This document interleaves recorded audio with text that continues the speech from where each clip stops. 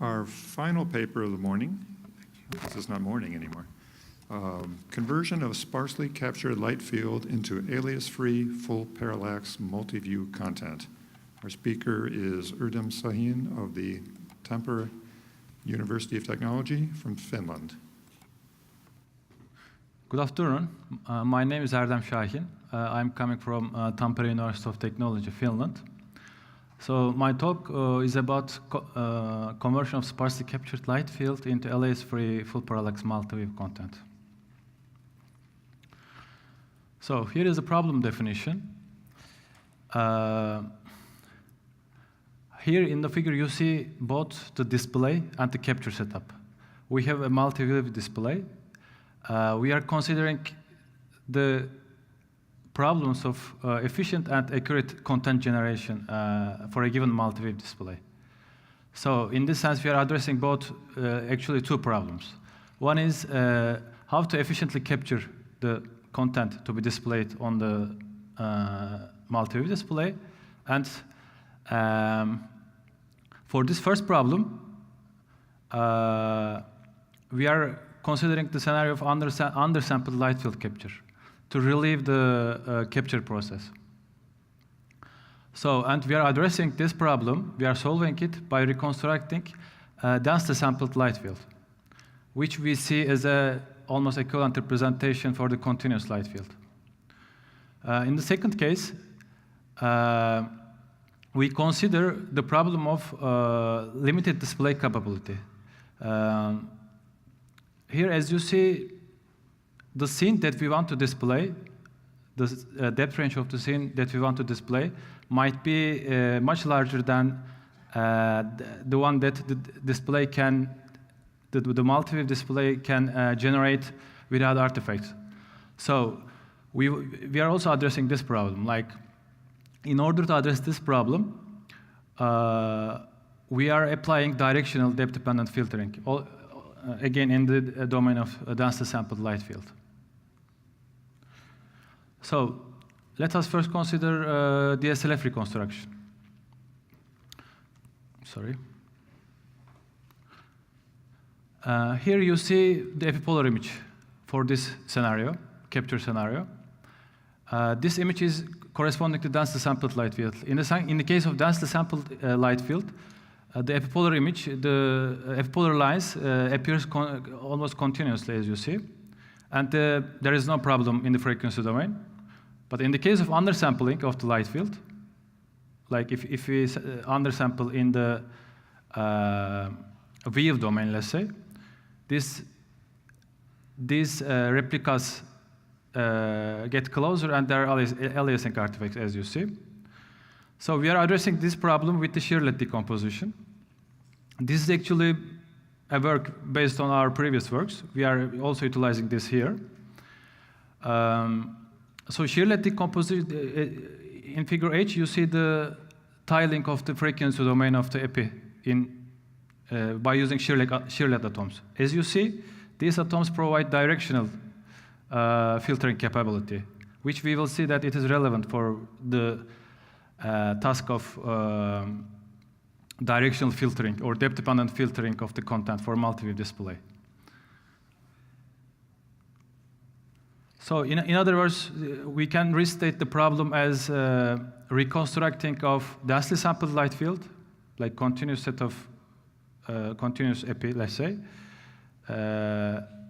from a sparse set of views. In a sense, we are trying to fill these gaps in the epipolar domain. So this can be cast as a sparse recovery problem. There is a typo here, actually. This should be 1. It should be 1 norm. And we know there are several ways of solving this problem. Here we are using iterative thresholding method to recover densely sampled light field from this sparsely captured views. So, from sparse set of views, we reconstruct the densely sampled light field. We address the first problem. The second problem is, even if we have the continuous light field, our display may not be capable of display the full length, full scene.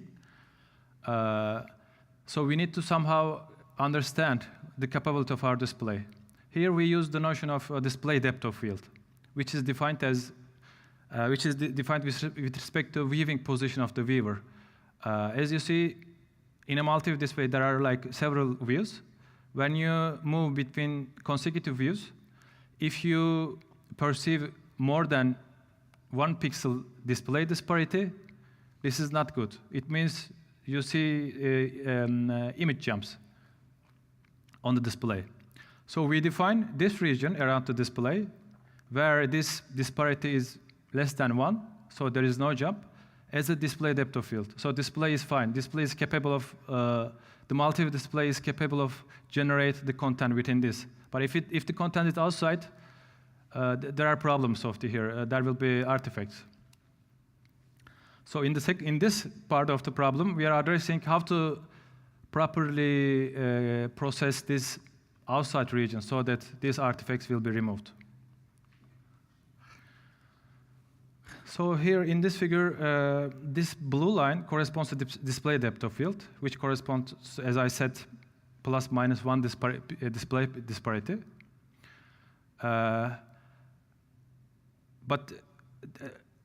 And this red line corresponds to scene disparity, scene disparity range with respect to display. Apparently, like as you see in the figure, it might be much larger than the display disparities, which means there are contents outside the display of the field. We can draw the same figure in terms of DSLF, like camera disparities, in terms of capture setup in the domain of DSLF. If we consider recentering capture setup such that the backmost part of the scene exhibits 0 disparity and frontmost is 1 disparity, our display fits in. If our display fits in this range, the scene fits in this range, then the display fits like somewhere in between. Now the problem is then that having this densely sampled light field, like this in between these red lines, we want to filter out these blue lines, like the blue bow-shaped region, which corresponds to display depth of field. So again, this Shearlet decomposition, as you see the distributions of the atoms, Shearlet atoms, you will be able to select necessary atoms which corresponds to this blue region. So this means you are able to filter out these regions outside the display depth of field. So once we have densely sampled light field, and once we design the necessary filter corresponding to our display, the rest is kind of straightforward. The filtering of the DSLF is straightforward given this information. It is just it can be just done in the frequency domain, and you can get back the filtered version of the densely sampled light field. Now we have filtered version of the densely sampled light field. Out of this information, you can generate the alias-free multiview content. So here is the experimental setup that we consider. Here is our multiview display having 15 by 9 views. We consider hexagonal lens array like this. This was actually a prototype that was being developed by Etrik from Korea. This was a joint project with them. So that's why we consider in the simulation this prototype the hexagonal lens array. Yeah, as you see, the depth range of the scene is quite considerably larger than the display capability. So just this part of the display would be able to display it correctly or without artifact. But those regions, you will will suffer from various artifacts if you would simply calculate the multiplexed image without any post-processing or filtering.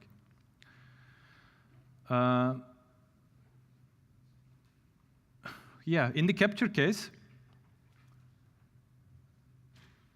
the densely sampled light field, the criteria for capturing densely sampled light field of this scene contains this amount of, would contain this amount of camera info, like view information. But we are considering here just 5 by 5. So it is very undersampled considered to this DSLF case. Also notice that this is a sparser capture setup, which would correspond like the corresponding capture setup to the multiview views, like 15 by 9. You could simply put 15 by 9 cameras here and obtain your multiplexed image. This is even sparser than what corresponding multiview display views. So considering this scenario, we capture these sparse images, we reconstruct the densely sampled light field, then we filter it with respect to display depth of field with the filter that we designed for this display. Then we generate the multiplexed image content out of that. Then we simulate the weaving process. Like there was also similar papers before. We simulate the weaving process like this. We put the eye, like human eye, with 8 mm diameter and this focal length. We back project several rays from the eye, like this, till the display, to obtain the perceived image by the viewer. And this is the final result. So here you see the image that would be perceived by the viewer. If you would use just 15 by 9 views directly, that corresponds to multi-view images, and you are not doing any filtering. Here you see 5 by 5 views, but without filtering. And here 5 by 5 views also with filtering. And the filter is here. As you see, this region just corresponds to display depth of field. So basically, the artifacts, I don't know, is it visible or not, but these double image artifacts are removed by using this method. And also, I can tell it in the conclusion. So what we have done is we provided accurate, artifact-free method and efficient way of capturing multiview content. So this provides a unified framework for content preparation of multiview displays. Efficiency is important because you will capture less number of input views. You will reduce your data rate. And also artifact-free content generation is obviously important, not to suffer image jumps during the display. Thank you.